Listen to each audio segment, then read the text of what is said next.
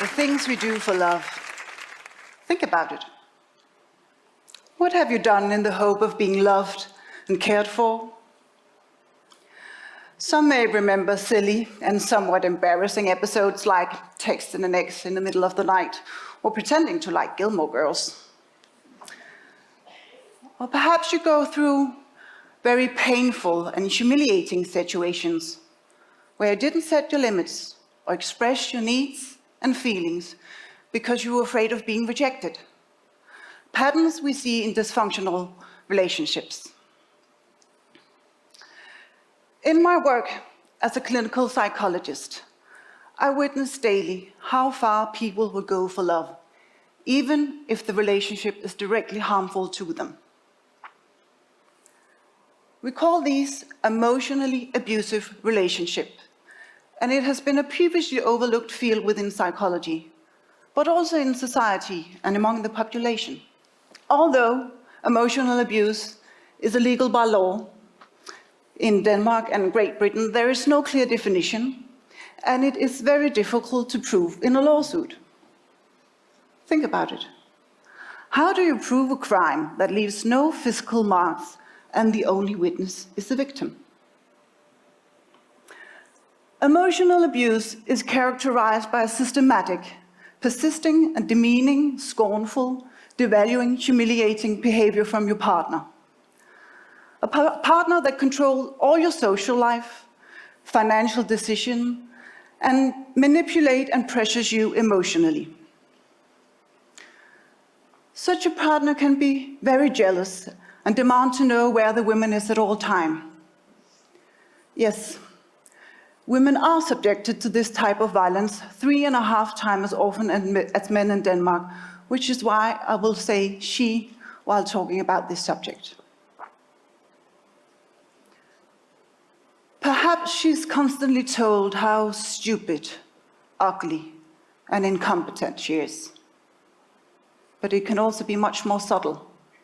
And then she's manipulated by statements like, "You're too sensitive. You misunderstood. Or you're wrong." The consequences are often high level of stress, anxiety, and depressions, and even PTSD, post-traumatic stress disorder. So you may ask, how on earth could a person ever have misinterpreted this kind of relationship for love? How could they ever have come to the conclusion that they were not worthy of love and should be grateful for this kind of abuse? In my opinion, the attachment style theory offers the best explanation. And let me explain by telling you a story. It's a story about a little girl who grew up in an ordinary family with a father, mother, and a brother. They lived in a nice area, in a nice house, and the parents were well educated.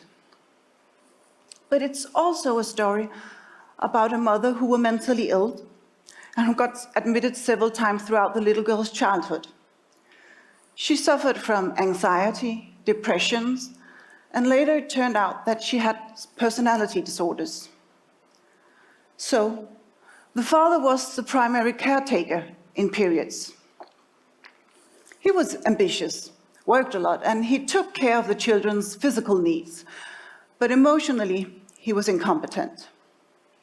At times, he would demean and ridicule his children for showing emotions or not being good enough. So the little girl grew up with a mix of admiration and anxiety towards her father.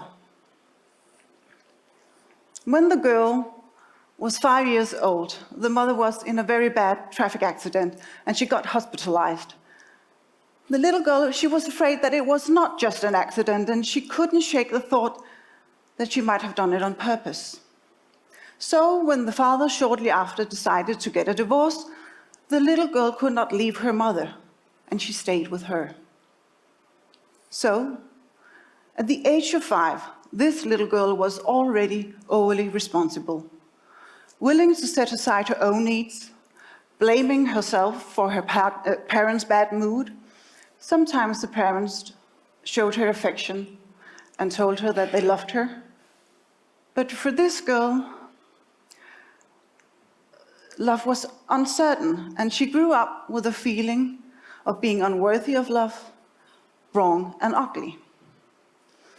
Attachment style theory says that this little girl will very likely repeat this pattern in her adult relationship, setting her own needs aside, blaming herself for her partner's bad mood, and feeling grateful for any kind of love, even if it comes with abuse. Because love is uncertain, and for this girl, it becomes a repeatedly pattern. But on the other hand, we see children that are securely attached. They will grow up being independent and confident adults with high self-esteem and the ability to create a loving and caring relationship. So, how widespread is this phenomenon? Let's say that there's around 250 women in this room and the same number of men. Then 63 of the women and 33 of the men will have experienced this kind of unhealthy relationship, and some of them will still be in it. You may object and say that this kind of neglect is not particularly widespread, and that it only occurs in the lower classes of society. Well, in high-income countries like Denmark, between 35% and 40% of the population is unsecure attached, and it has nothing to do with social status. You can have a big, nice house, food on the table, and no emotional contact with your parents. So it is a considerable problem, not just for the individual, but also for society. Because we know that attachment style is passed on to the next generation, and we know that they're stable through life. The good news is that you can change an insecure in a more secure direction, and not all insecure attached ends up in a psychologically abusive relationship. In my work, I mostly work with women who have been or still are in these type of relationships, and I have seen some common themes. Themes that these women have learned throughout their upbringing, and they become part of their relationships. These women are often very good at seeing and meeting other people's needs and wants, but very poor of taking care of themselves. They often have difficulties with setting and maintaining their personal boundaries.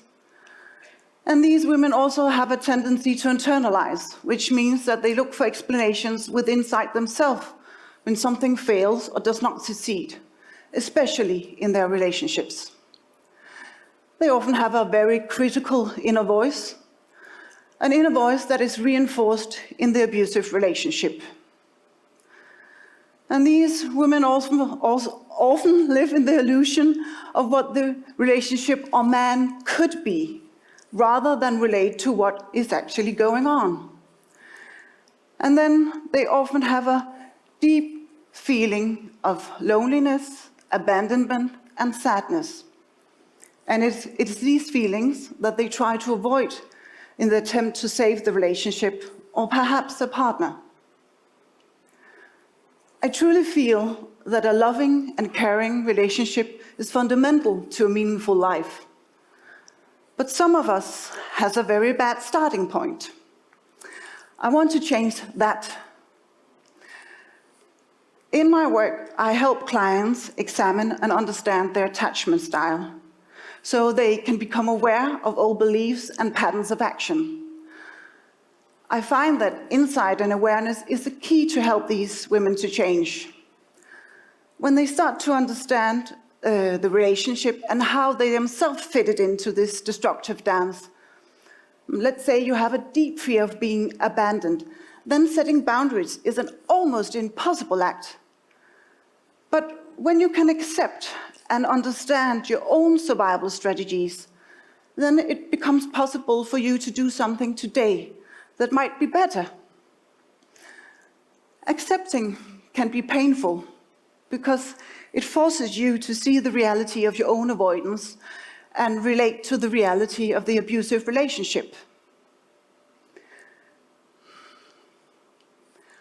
I asked you in the beginning what you were willing to do for love. And for many, it's a relevant question. Will you listen with respect even though you don't agree? Will you try to understand your partner's feelings and motives even though it feels like they just want to annoy you? Will you show affection through lots of hugs and kisses and back off when your partner needs space? But sometimes you also need to ask yourself, what am I not willing to do for love?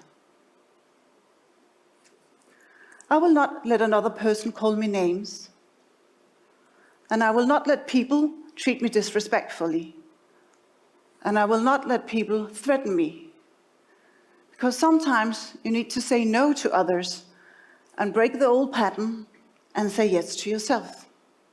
Thank you.